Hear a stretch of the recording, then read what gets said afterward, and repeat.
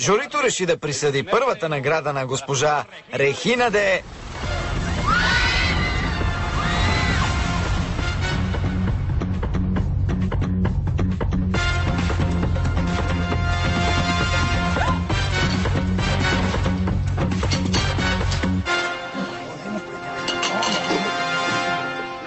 Госпожи и господа, решихме да променим решението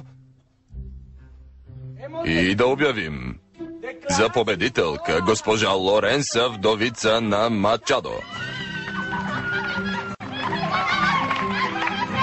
Капан! Капан! Това е долен капан! Не може да промените решението си в последния момент! Мама е победителка. Комисар Ромеро е на страната на Доня Лоренса. Не е честно. Това е кражба. Сигурна съм, че е подкупила съдиите. Подкупила ги е. Как смееш, Рехина? Аз не давам подкупи като теб, начинаеща сладкарке. Доня Лоренса, моля ви, приемете почетната грамота.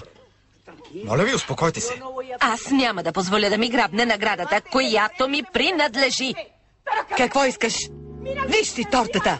Прилича на изгорял въглен, докато моята е перфектна, предизвикателна. Това се казва торта. Нима? Виж, ето ти наградата, която заслужаваш. Доня Рехина.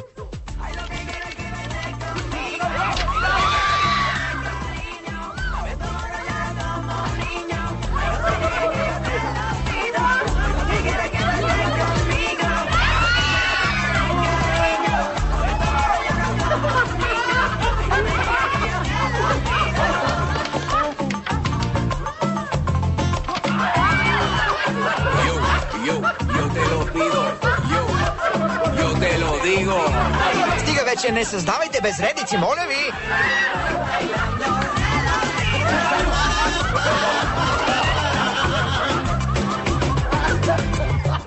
Престанете. Достатъчно. Ред, ако обичате. Ред, моля ви. Стига.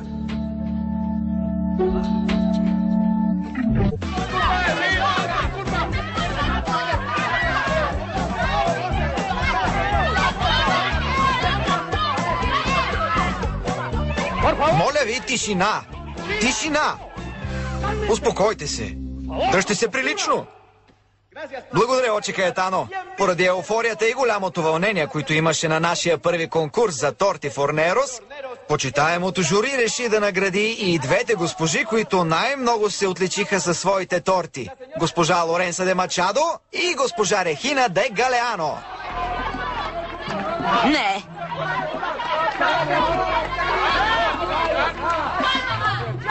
Аз няма да споделя наградата си с никого, а още по-малко с Лоренса. Същото казвам и аз. С Рехина няма да споделя дори влизането си в рая. Мамо. Да й дадат наградата, оставете ме да довърша. Да й я дадат, тя никога нищо не е печелила. Мамо, приеми наградата. Не. Да се успокоим. Моля те, мамо, вземи наградата. Доня Лоренса, моля ви, приближете се. Приемете наградата. Само защото ти ме молиш, Марсело. Но